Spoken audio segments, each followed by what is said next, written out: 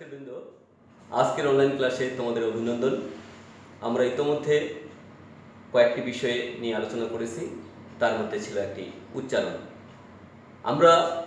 আজকেও আমরা উচ্চারণের দ্বিতীয় পর্যায়ে যদি আলোচনা করি তাহলে দেখব উচ্চারণের মধ্যে প্রথমে আমাদের ভালো করে জানতে হবে সেটি হচ্ছে স্বরধ্বনি উচ্চারণের নিয়ম। স্বরধ্বনি আমরা জানি যে স্বর এর উচ্চারণ দুটি, একটি হচ্ছে স্বর অর্থাৎ স্বাভাবিক স্বর, স্বাভাবিক অয় থাকলো, আবার কখনো ও হয়। ও উচ্চারণটা যখন হয় তখন সেটিকে বলা হয় অস্বাভাবিক অথবা বিকৃত। অস্বাভাবিক বা বিকৃত।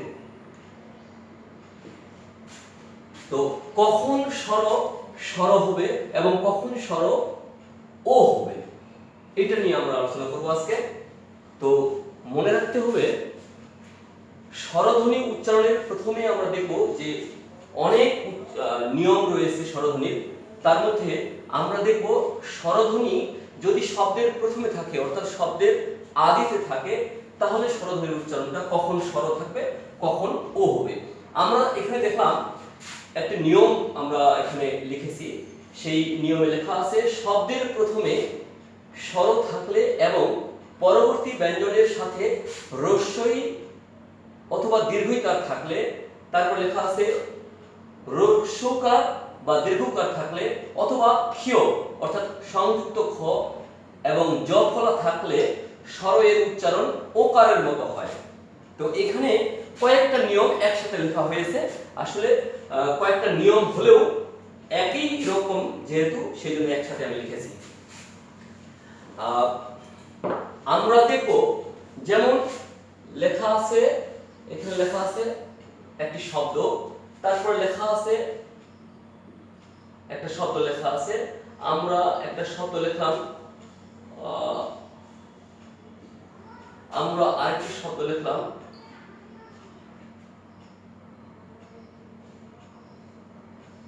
অর্থাৎ এখানে আমরা দেখছি যে শব্দের মোট 4টি শব্দ লিখেছি। 4টি শব্দের মধ্যে প্রতিটি শব্দেরই প্রথমে রয়েছে স্বর স্বর স্বর স্বর। এই স্বর কখনো স্বর থাকে, কখনো স্বর আবার ও হয়ে যায়। কখন ও হয়ে যায় এই স্বরের এখানে লেখা আছে যে শব্দের প্রথমে স্বর থাকলে, তাহলে আমরা দেখলাম এখানে 4টি শব্দ রয়েছে, 4টি শব্দেরই প্রথমে স্বর রয়েছে এবং পরবর্তী ব্যঞ্জনের সাথে অর্থাৎ স্বরের পরে ব্যঞ্জন রয়েছে এখানে ত, এখানেও স্বরের পরে রয়েছে ত, এখানে স্বরের পরে রয়েছে ম এবং এখানে স্বরের পরে রয়েছে সংযুক্ত খ অর্থাৎ ক্ষীয়। আচ্ছা, আমরা এখানে এখন দেখলাম যে স্বরের পরে ত, স্বরের পরে ত, এখানে এই ত এর পরে রয়েছে রস্যইকার, যে রস্যইকারের কথা বলা হয়েছে এখানে। এখানে দেখতে হবে যে স্বরের পরে ত আছে, এখানেও স্বরের পরে ত আছে, কিন্তু এই ত এর সাথে রস্যইকার আছে এবং এই ত এর সাথে রস্যইকার নেই। যদি থাকে, এখানে বলা হয়েছে যদি থাকে তাহলে স্বরটা ও হয়ে যাবে, আর যদি না থাকে তাহলে স্বরটা স্বরে থাকবে। অর্থাৎ এখানে স্বরটা হয়ে গেল ও অতি, আর এইখানকার স্বরটা হয়ে গেল স্বর স্বর থেকে গেল। তাহলে এখানে হয়ে গেল অ ত, অ আছে এইজন্য অত হয়ে গেল। ঠিক এমন এই স্বর আছে, স্বরের পরে ম আছে, তারপর রস্যকার আছে, সেহেতু এই স্বর বিকৃত হয়ে গেল, ও হয়ে গেল, তাহলে ও অমুক। ঠিক এমন রয়েছে এখানে, এখানে রয়েছে অক্ষ, অক্ষ আসলে নয়, এখানে উচ্চারণটা হবে অক্ষ, ও খ অর্থাৎ সংযুক্ত ক্ষয়ের জন্য স্বরটা ও হয়ে গেল। ঠিক এমন ভাবে যদি আমরা আরো উপস্থাপন করি কিছু উদাহরণ, যেমন আমরা এখানে দেখলাম মত, এখানে আমরা দেখলাম মতি। এখানে শব্দের প্রথম ব্যঞ্জন ম আছে, এখানে শব্দের প্রথম ব্যঞ্জন ম আছে, ম এর সাথে অ আছে, ম ম। এখন প্রশ্ন হচ্ছে অ তাহলে কোথায় এখানে আমরা দেখতে পাচ্ছি? মোট স্বরবর্ণ হচ্ছে 11টি, একটি বর্ণের কারণে সেটা হচ্ছে স্বর, এই জন্য স্বর ব্যঞ্জন বর্ণের সাথে সাধারণত দৃশ্যমান নয় কিন্তু উচ্চারিত হয়। এখানে আমরা উচ্চারণ করছি ম, এখানে উচ্চারণ করছি আমরা ম, অর্থাৎ ম এর সাথে অ আছে। এখানে আমরা দেখলাম যে ম ত, এখানে আমরা তয়ই অর্থাৎ রস্যিকার আছে। তো এখানে এই ময়ের পরের ব্যঞ্জনের সাথে রস্যিকার আছে, এখানে ময়ের পরের ব্যঞ্জনের সাথে রস্যিকার রস্যকার বা দীর্ঘইকার দীর্ঘকার বা সংযুক্ত ক অথবা জ ফলার নেই, সেহেতু এখানে ম থেকে গেল। এখানে ময়ের সাথে ময়ের পরের ব্যঞ্জনের সাথে যেহেতু রস্যইকার আছে সেজন্য এটা ম হয়ে গেল, অর্থাৎ এখানে গেল ম ত মত, আর এটা হয়ে গেল মতি। অর্থাৎ আমরা আরেকটু লিখতে পারি যতন আর যতীন। আমরা জানি যে গত ক্লাসে আমরা আলোচনা করেছি অন্তঃস্থ জ থাকলে বর্গীয় জ হবে, তাহলে আমরা এখানে বর্গীয় জ দিয়ে দিলাম অন্তঃস্থ জ এর জন্য, এখানেও আমরা অন্তঃস্থ এর জন্য বর্গীয় জ দিলাম। এই জয়ের সাথে জয়ের পরের ব্যঞ্জনের সাথে রস্যিকার নেই, কিন্তু এই জয়ের পরের ব্যঞ্জনের সাথে রস্যিকার আছে, এইজন্য এটা জ হয়ে গেল, এখানে জটা জ অ থেকে গেল। মাঝখানে যদি কোনো ব্যঞ্জন বর্ণ একাই থাকে এবং তার সাথে যদি ওকার থাকে তাহলে অবশ্যই ওকার দিতে হবে, জ তুন, আর এটা হয়ে গেল জো তিন। মোটামুটি একটু আমরা ধারণা নিতে পারলাম। আমরা আরো যদি স্বচ্ছভাবে আমরা কিছু আলোচনা করি তাহলে আরো স্পষ্ট হবে। যেমন আমরা উদাহরণ দিলাম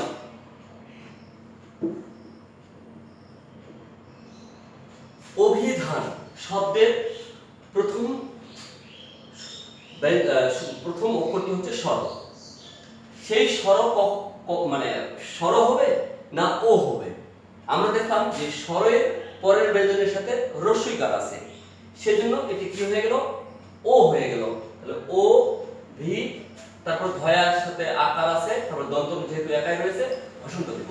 অর্থাৎ কোনো ব্যঞ্জন বর্ণ একাই লেখা যাবে না, অবশ্যই এখানে ভাবতে হবে যে এই ব্যঞ্জনটি যেহেতু একাই রয়েছে তাহলে তার সাথে স্বর থাকতে পারে আবার নাও থাকতে পারে। যদি থাকতো তাহলে ওকার হয়ে যেত। যেহেতু অভিধানও নয়, অভিধানও হলে ওকার হয়ে যেত। যেহেতু অভিধান অর্থাৎ এই নয়ের সাথে কোনো স্বরবর্ণ নেই, সেহেতু আমরা হসন্ত চিহ্ন ব্যবহার করলাম। আমরা আরেকটি শব্দ লিখতে পারি, যেমন লিখলাম অতীত। আমরা এখানে দেখলাম স্বর আছে এবং পরের ব্যঞ্জনের সাথে দীর্ঘইকার আছে। যেহেতু দীর্ঘইকার আছে সেজন্য স্বরটা কি হয়ে গেল? ও হয়ে গেল। ও অতীত, তোটা একাই রয়েছে এইজন্য হসন্ত ব্যবহার করলাম। দীর্ঘইকার থাকলে রস্যইকার হয়। আমরা আরো উদাহরণ নিতে পারি, যেমন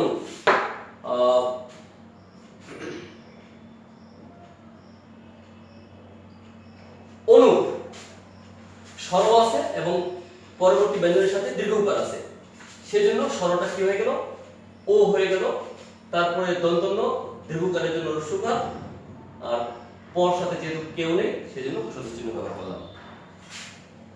আমরা আরো যদি আলোচনা করতে চাই স্বর নিয়ে তাহলে দেখব, যেমন একটি শব্দ হচ্ছে লক্ষণ। আসলে লক্ষণ নয়, লক্ষণ হবে।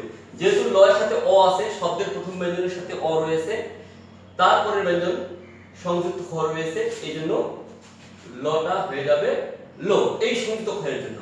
তাহলে সংযুক্ত ক্ষয়ের জন্য আমরা পূর্বের ক্লাসে আমরা আলোচনা করছি ক হসন্ত, তারপরে খকার খো, দন্তন্য হসন্ত। অর্থাৎ ক্ষীয় থাকলে মাঝখানে থাকলে এই ক হসন্ত খ হয়, এটি আমরা পূর্বের ক্লাসে আলোচনা করছি। তারপরে আমরা যদি আরো উদাহরণ নেই তাহলে আমরা লিখলাম দক্ষ বা কক্ষ, একই ব্যাপার। কক্ষ নয়, কক্ষ উচ্চারণ হবে কক্ষ। কয়ের সাথে অ আছে এবং পরবর্তী ব্যঞ্জন ক্ষীয় রয়েছে, এই জন্য এটা হয়ে গেল কক্ষ, অথবা এখানে এটা হয়ে যাবে দক্ষ। তো আমরা যদি পরবর্তী আমরা জফলা দিয়ে দেখি, যেমন শব্দের আদিতে স্বর রয়েছে এবং পরবর্তী ব্যঞ্জনের সাথে জফলা রয়েছে, এই ক্ষেত্রে স্বর ও হয়ে যাবে। যেমন আমরা দেখলাম যে স্বর রয়েছে শব্দের প্রথমে, তারপরে দয় জফলা, অর্থাৎ তাহলে স্বরটা কি হয়ে গেল, ও হয়ে গেল জফলার কারণে, তারপরে দ, তারপরে জফলার জন্য মাঝখানে থাকলে শব্দের মাঝে বা শেষে কোনো মুক্ত ব্যঞ্জনের সাথে বা একক ব্যঞ্জনের সাথে যদি জফলা থাকে তাহলে ওই ব্যঞ্জনটির দ্বিতীয় উচ্চারণ হয়, এই যে দুইটা উচ্চারণ হচ্ছে, তাহলে হচ্ছে অদ্য। আমরা জফলা নিয়ে পরবর্তী ক্লাসে আলোচনা করব। অদ্য আমরা যদি আরো দেখি উদাহরণ, অত্যাচার, অত্যাচার, তাহলে এখানে স্বর রয়েছে এবং পরবর্তী ব্যঞ্জনের সাথে জফলা রয়েছে, এই কারণে ওটা ও হয়ে যাবে, তাহলে এটা হয়ে গেল ও তা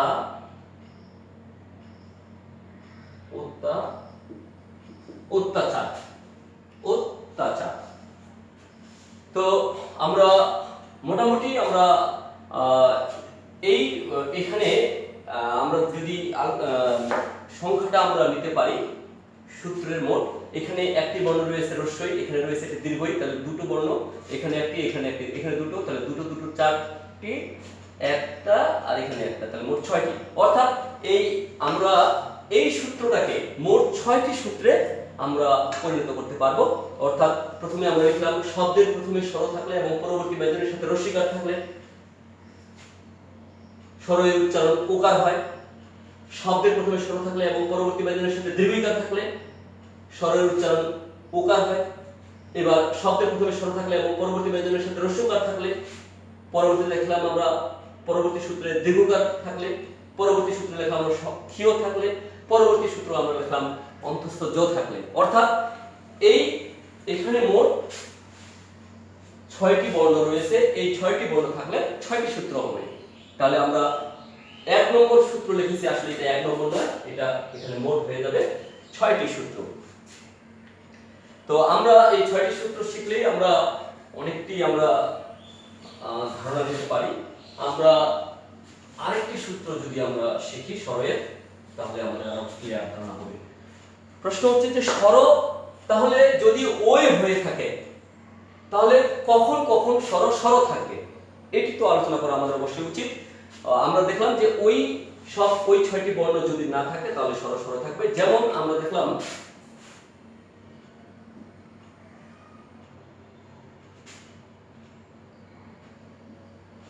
অলকার,